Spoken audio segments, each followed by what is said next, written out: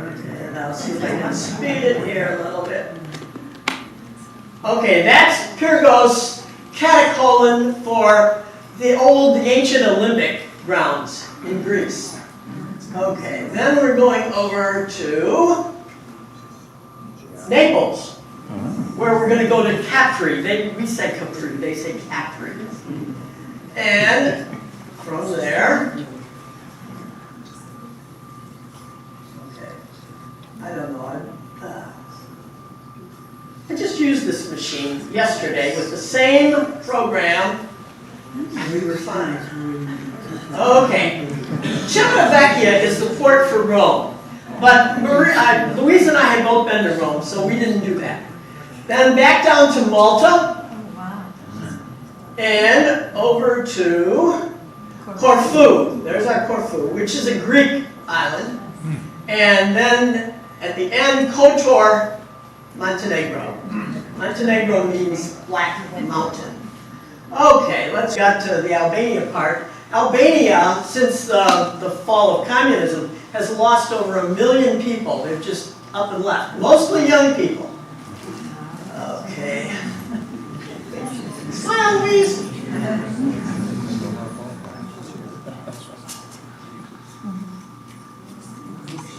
She and her grandson Mitch do a trip somewhere every year. He takes her on a trip. No, that's a Costa ship and another one. I do notes somewhere. Don't know where. Oh well, that's what I don't in my notes. The ship was the Volendam, fairly old one. We definitely enjoyed our balcony. We had a lot of nice days. And here we are coming into Dubrovnik again.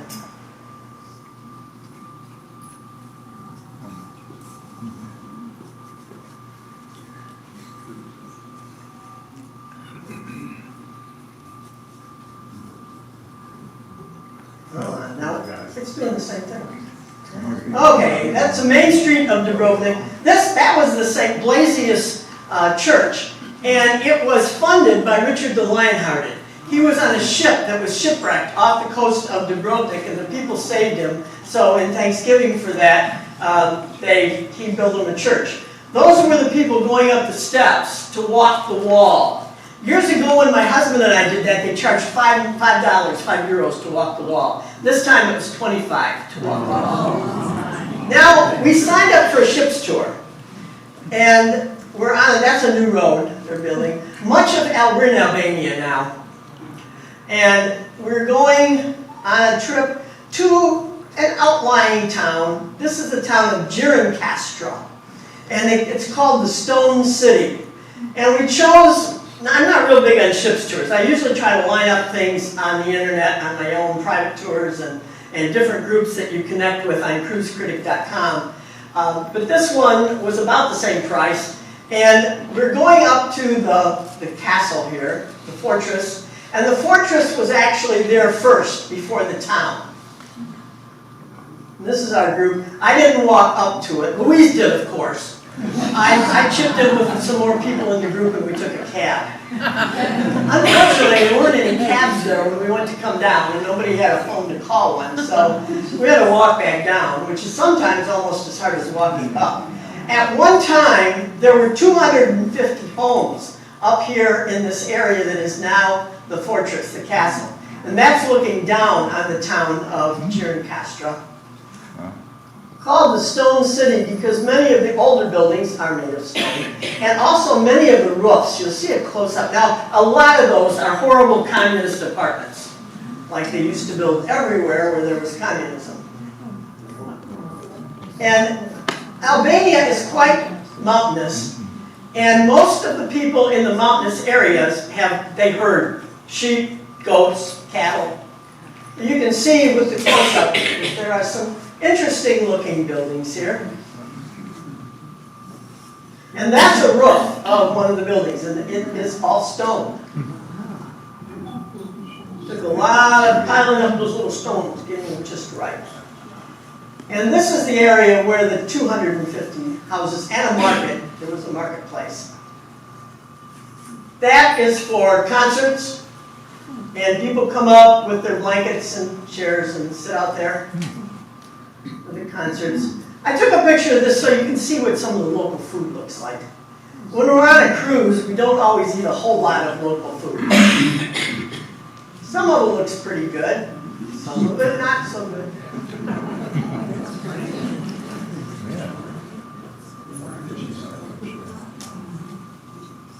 Louise wanted to buy a bottle of water. And this person, we didn't have their money because they're not on the euro. And so the guy was trying to charge her $5 for the bottle of water.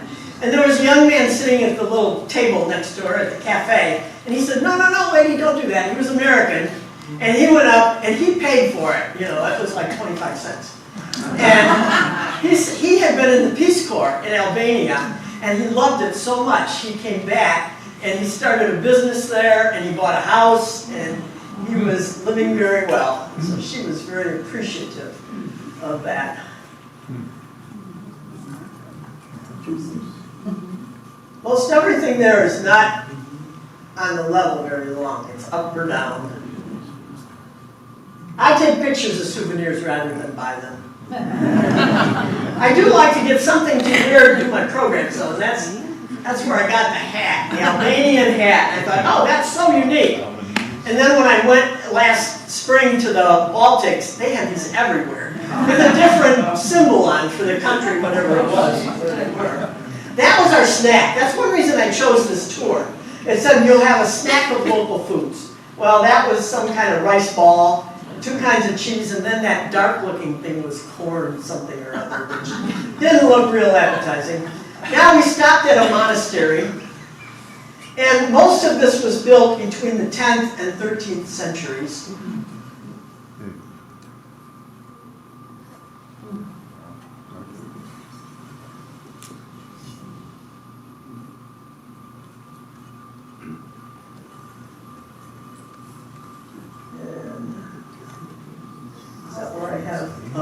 The herd is going home at the end of the day.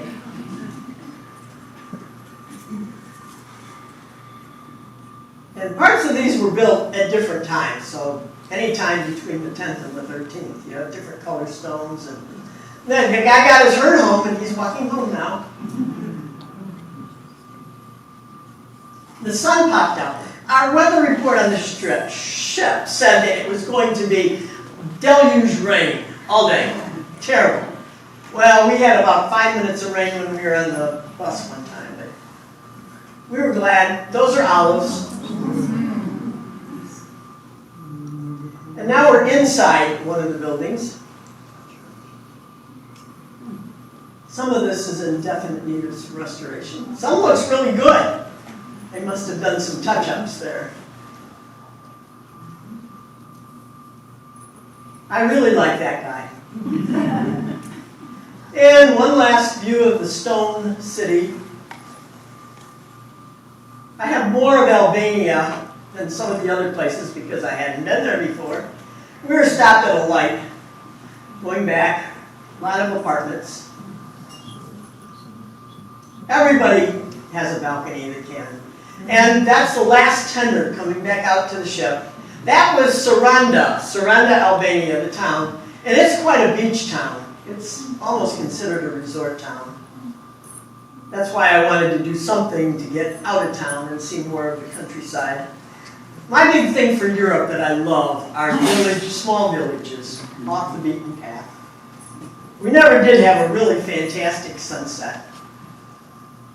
And a lot of times we were eating dinner. Now we're in Greece at Katakolon for the Olympic grounds. When I had seen pictures of this, it seems like what I saw was always a big open field. And there's so much more to it besides that. There's a museum, and there are all these other buildings that were connected to the Olympics. And also there's temples and places for the contestants. The Greeks were really good at building pillars. Unfortunately, it seems like they weren't always so good at building what they held up. But we do see a lot of Greek pillars places. And school kids.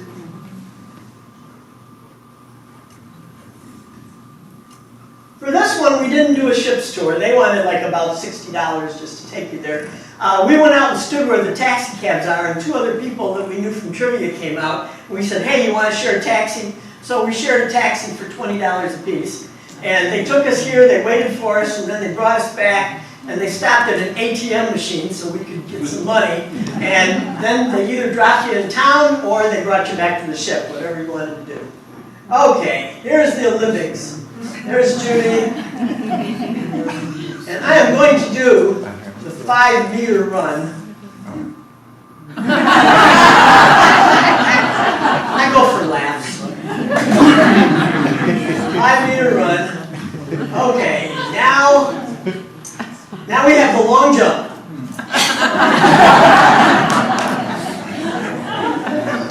And Louise loaned me her cane. I'm the one that needed it, but she loaned me her cane. There's the cane throw. Backpack throw.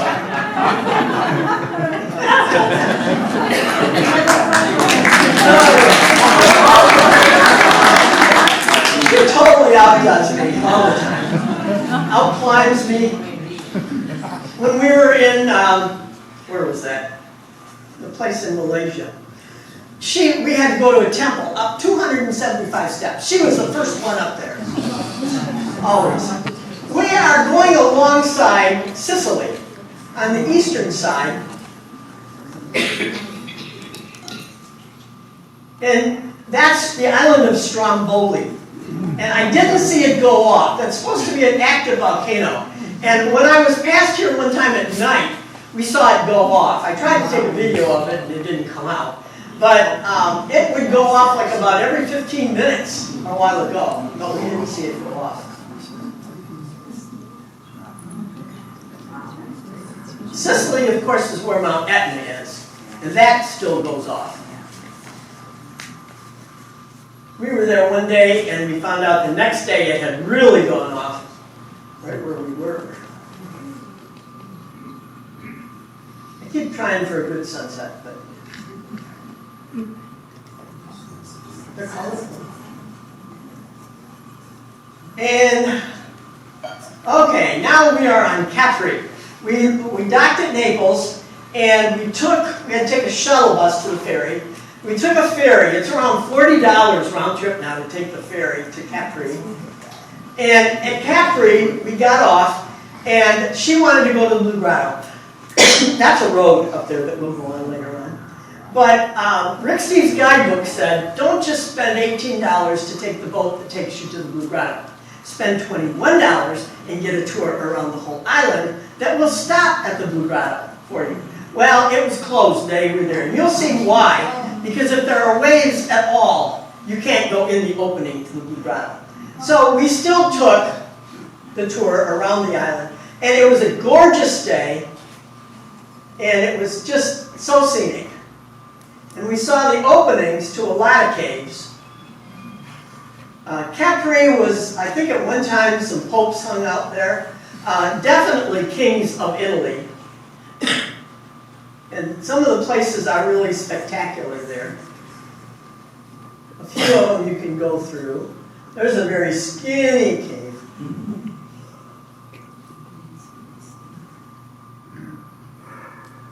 And the bigger boats could go in that one. Now that's kind of the way the water looks in the Blue Grotto. Yeah. And the time I was in there, it was a totally cloudy day. And the water still looked like that. It was amazing.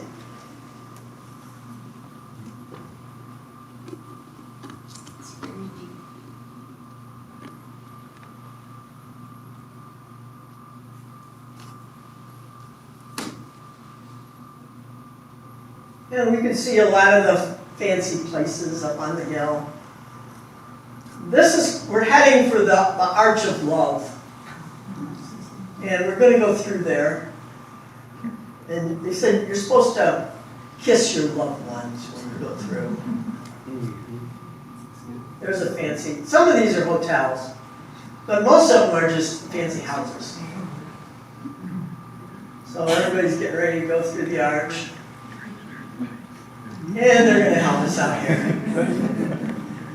Okay, come on, time for the smooch. Okay. Whoop. And this one, again, I think the guy doing the commentary, he said that was Amazing Blue. Well, that looked like Amazing Blue too.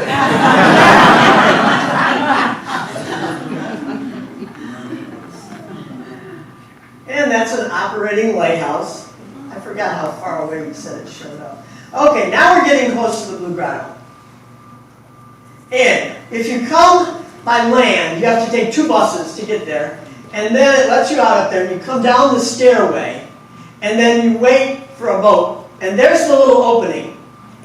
Right there. And when you get in the rowboat, only about 2 or 3 people can go through at a time. You have to lie down on the floor. So otherwise you'll knock your head off.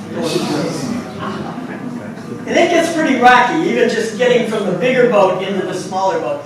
And after you pay the $18 to get there, or whatever the bus fare is, then it's like another $10 to switch to the little boat and have the guy take you in and out. There's the lineup for the bus, because we're going to take the bus up to the town on the sea level at the port is Maria Grande, and then the next level up is Capri Town, and then further up is Anacapri, and that's where we are now. We're going to Anacapri because I had never been up there before, and I wanted to see this church, and it has this tile floor that is the Garden of Eden, and it's just amazing. There's a wooden walkway all around it so people don't walk on it, but you have lots of different animals there.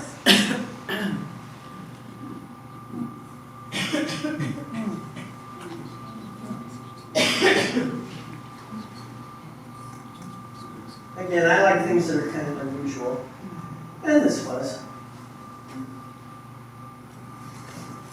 My mother would say that's the west end of an animal going east.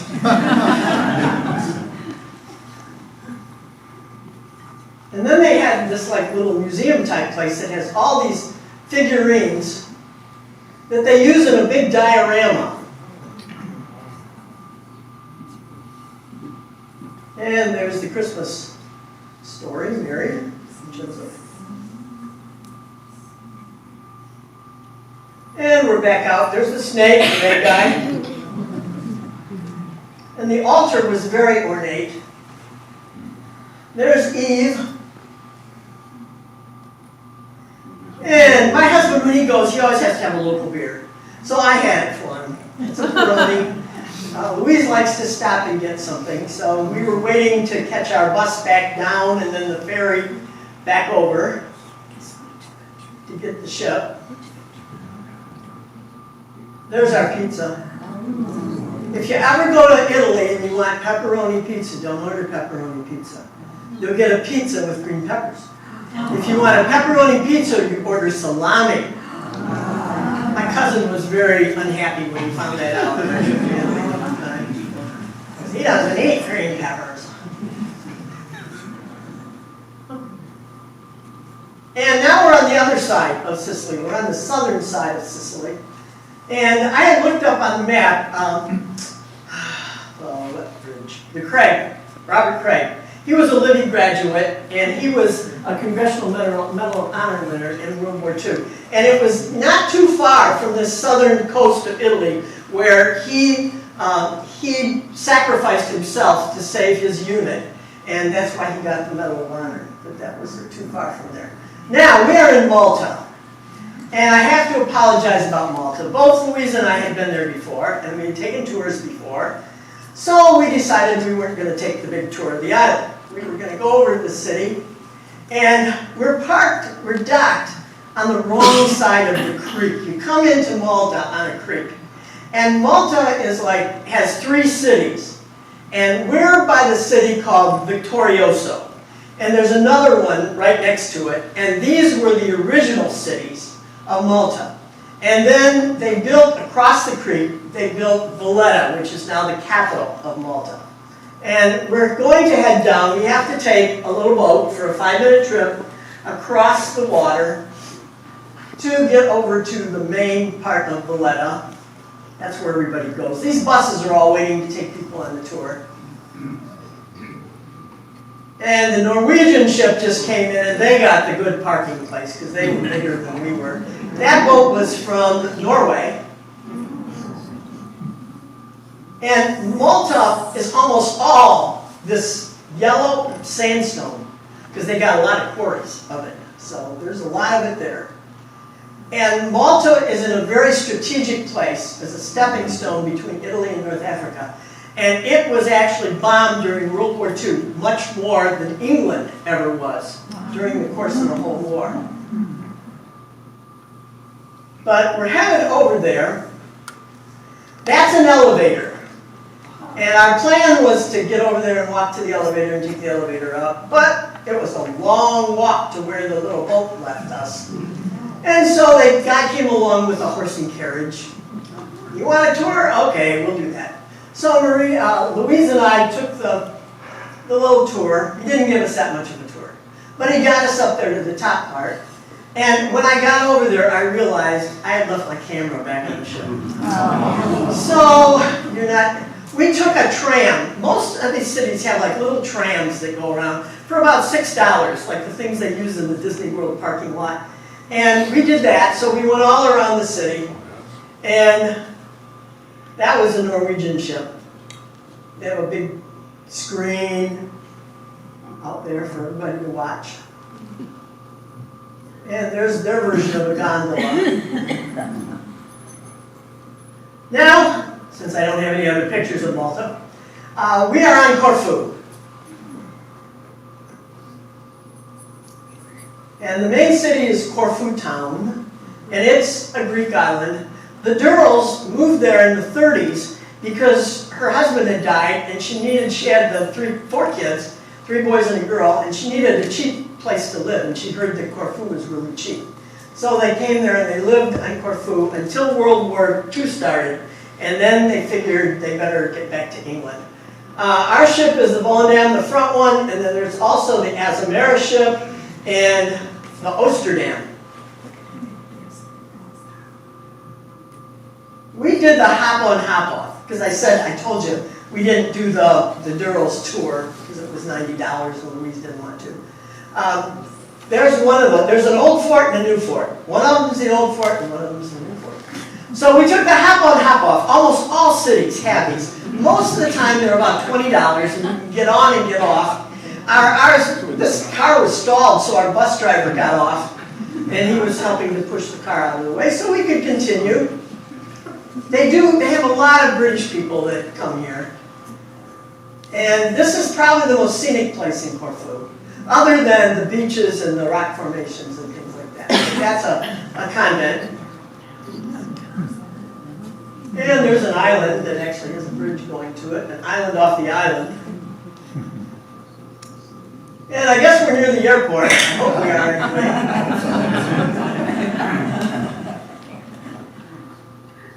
And here's our hop-on, hop-off bus. Now we're hopping off here because this is the home, the mansion, where Queen Elizabeth's husband, Prince Philip, was born. He was from the Greek royal family, and they got kicked out of Greece. And so this was where they kind of landed. And the legend has it that he was born on the dining room table there. So we did get to see that anyway. It was quite a walk. Luckily there was nobody there to charge any admission for going back to look at it. Even though this was October, we were off season. There's also another big palace there that, I don't know if you ever heard of Sisi. Sisi in Austria was what Princess Diana was. Sisi was the empress married to Franz Joseph. And she loved Corfu. She built a palace there. She was distraught because I think it was her son committed suicide. So she came there and she loved it there. But that one wasn't, it was off season, it was closed. And they also used that in a James Bond movie. So we're heading back. That's either the old one or the new one. And then we had some time. So we're exploring. And this was a weekday. This was not a weekend. Everything in Europe is packed all the time. And I like to stop in some little parish churches. Never know who you're going to find. This is an Orthodox, Greek Orthodox. They always have lots of candles and then that wall of icons. And in this area of the world, you have a lot of these silver type pictures, artwork. See, I take pictures of them instead of buying them. And sponges, that's the other big thing here. And loofah. Loofah, that too, sponges. And this is kind of where those sidewalks are something else when it's wet. They can be very slippery. And sometimes they have marble sidewalks. Those are even worse. And right around here where you were going to get some music if I had my own video player. There's a local street group playing. It was very nice.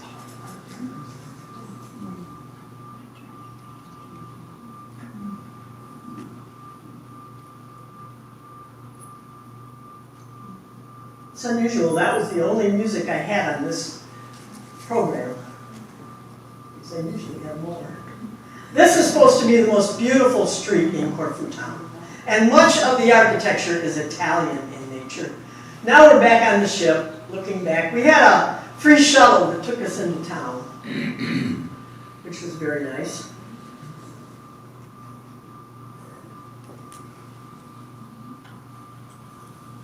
And again, the old fort and the new fort. It's pretty bad when you can't tell which one's which.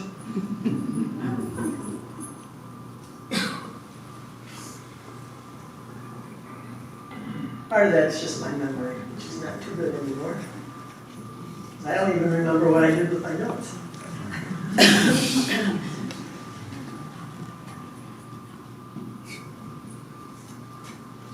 Corfu is also known for gorgeous beaches, a lot of gorgeous beaches, and being kind of fairly inexpensive, not too bad. I saw a show on YouTube about it, and they had some pretty nice places to stay that weren't too expensive. And when you're in Corfu, you're only a couple miles from Albania. You go across the water, and there it is. A couple miles. But then we're heading south. And now we're going across from Greece, which is very mountainous in this area. There's quite a large city in Greece. And we're almost on the home stretch. We are coming into Montenegro early in the morning. And we are on a fjord. This is the only fjord in southern Europe. But it's quite a ways in there, into the fjord, to get to Kotor. And pretty much everybody, except some really small ships, have to tender. Quite a few of the places we had to tender. Our boat held 1,500, but there were only 700 on our cruise. So that was really nice. Oh, wow. And at Kotor, we've gone through the wall, the city wall. And if you look up there, there's like a wall that zigzags all the way up there. And it goes past that chapel. And a lot of people from the ship climbed the whole way.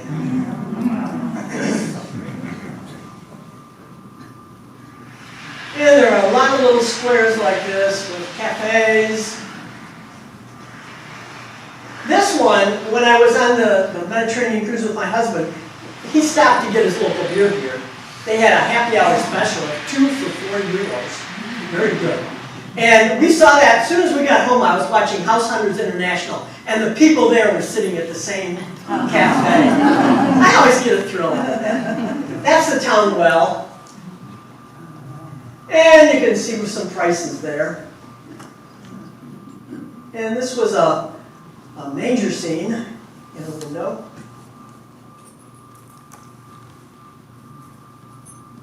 Manger scenes around the world usually look like the local people. Oh, and that's a cat looking at a fish. Cats are very big in this town. There's a cat with a purple tutu. And a whole lot of cats. And I get a kick out of these signs.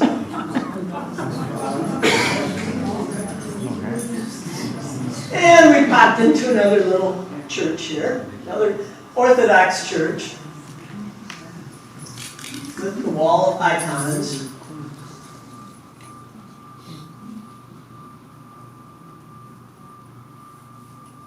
And some real cats.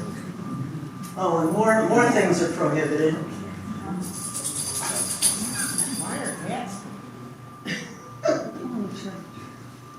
Yeah, that was church. They do love their candles.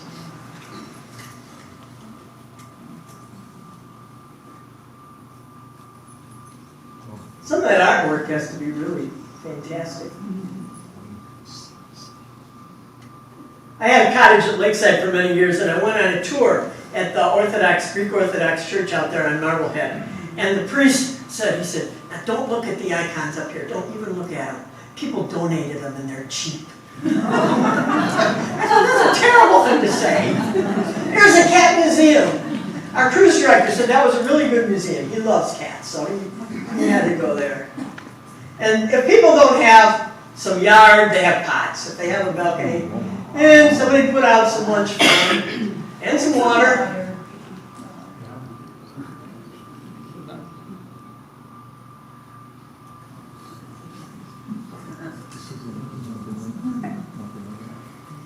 And again, it's getting to be noon, so more people are sitting around at the cafes.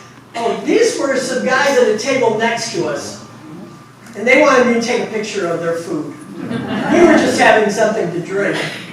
But they said, oh, we got all this interesting looking food, so you should take a picture. And I like the name of the beer, Nick Sicko. Nick Sicko beer. And then Louise and I, the time I was here before, there were 4 of us, and I hired a driver and a guide, and he took us all around for $80 total, 20 bucks a piece. But I couldn't find that guy again. And so we decided just to do the boat tour. And we're taking a boat ride. This was about $20. And he's taking it out to the island, Our Lady of the Rocks. And this comes about, that painting, hundreds of years ago, was found on rocks sticking up out of the water in the fjord. And the local people said, this is a sign. We have to build a church. So first they had to have an island. And they piled for 100 years. They put some old boats down, and then they piled rocks. And after they got their island, they spent another 100 years building the church. And this was in a side room, sort of like a little museum. And a woman had used her own hair. She did this over 25 years, and she's using her early hair, her more blonde hair, for the angels. And then when she got older, she's using her gray hair for the Madonna. And I just thought that was really cool. I like weird things like that. And every year, on a day in the summer, they still come out in boats and they throw a rock down in the water.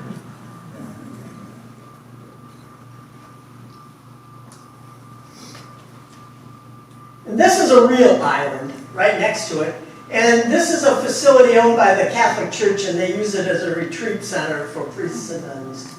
This is the town of Perast. Our boat trip included this. He took us over to the town here. And when we did this before, our driver took us to Perast, and he waited for us while we paid $5 to a boat to take us over to the island. And the neat thing is, and that was, like 10 years ago anyway, the neat thing is, they were still selling tickets for $5 to take the boat over to the island. That's about the only thing that hadn't gone up in price. This was the little church in Perast. Perast is pretty much a tourist town, like Kotor. There's some organ pipes up there. And to see a menu, prices are pretty similar to what we would probably pay. A fish burger. They got steamed mussels for $15. I bought a package of frozen ones at Aldi's the other day for $2.99. Now we're getting ready to leave Cocho Montenegro and then head back toward Trieste.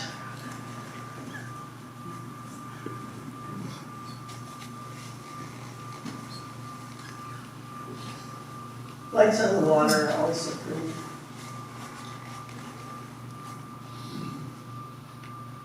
It was end of October, so we were getting on to shorter days.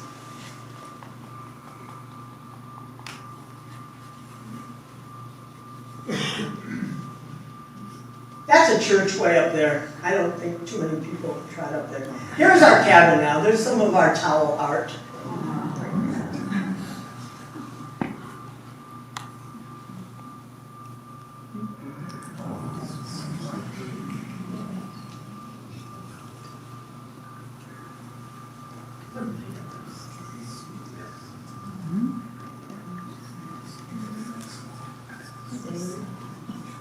Please pack it up. This could have been a queen-size bed to pull out. It's a big sofa. And our little balcony.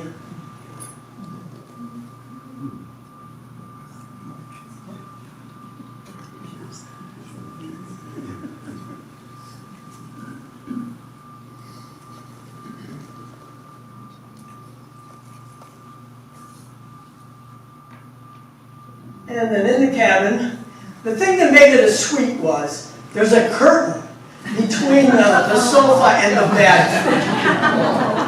And in 50 cruises, I never had a bathtub before. That was even a whirlpool. But Marie, I keep calling her Marie, Louise and I were too decrepit to get in and out of it. So we bubbled it up and soaked our feet. And we're heading back to the airport by boat. Oh, yeah. And like you said, the day after we went past Mount Etna, it erupted big time. Yeah, Etna's quite often, and those are big eruptions too, when it does it, right. Also, in between the toe of the boot and Sicily, we were told back a few years ago that there was going to be a bridge. And I actually saw something about it on Facebook lately. There had never been a bridge across, it's 4 miles, but there had never been a bridge because of the Mafia. The Mafia controlled the ferries, and they didn't want a bridge. But China was building a bridge, and they don't care about the Mafia. So they got their own. Any other questions? I have one. Oh, okay. The boat, some of the shots from your boat look kind of like a cargo ship. Were there? Well, you saw those were the containers in the port area. Oh, okay. Yeah, that's when we're docked. Yeah, right next to the ship. That was about the ugliest view we ever had in the port. It just looked like it was part of the boat. No, not quite. Oh. No, yeah. Well, even though you got technically a free cruise, it sounded to me like they nickeled and dimed you to death for every little thing extra that you wanted to do. No, well, you always do on a cruise, unless you go with one of the really elite cruise lines. Right. If you want to do any of their tours, you do. We only paid for one tour from the ship. Okay, Everything else we did on our own. okay. I looked on the internet and I found the boat tour in Montenegro and things like that. Yeah, we just got off and we hired a cab to take us where we wanted to go. Yeah, we've gotten a lot better at doing that kind of thing. Yeah? I just have a comment. Back in the 80s, I attended a meeting, a medical meeting in Pula, which is a peninsula of, it's part of Slovenia, and it's just west. And after the meeting, my sister, my mother, took a bus ride all the way down to Dubrovnik. And I got a shirt there, ja volim Dubrovnik, I love Dubrovnik. I swam in the Adriatic Ocean, sea, right off the rampart to Dubrovnik. We walked the wall, then we took the bus to Cardellievo and then Madrigoria. And all the way to Mostar, which fortunately was bombed during that war. the Balkan War, and there was a 400-year-old mosque there that got destroyed. They also damaged a good part of the bridge. The bridge is the famous thing in Mostar. Yeah, the Mostar. It's been repaired. Over the Rieka Neretva, which is River Neretva. And then we went all the way back to Trieste, and we got there to see the Maximilian Castle, which was closed. Yes, you do run into that kind of thing here and there. But the Dalmatian coast is pretty because Oh, yes. it's all white. Oh, yes. And you go by bus. There are a lot of neat islands all along there too, and yeah, Croatia. Croatia was off the map for 10 years because of the Serbo-Croatian War. And in Dubrovnik, all those red tile roofs everywhere, 90% of them were damaged in that war. There was offshore shelling for a whole month solid, and they wiped out all those roofs, but that's all been repaired since then. And it's just absolutely beautiful. Are there any other questions? Thank you. Okay.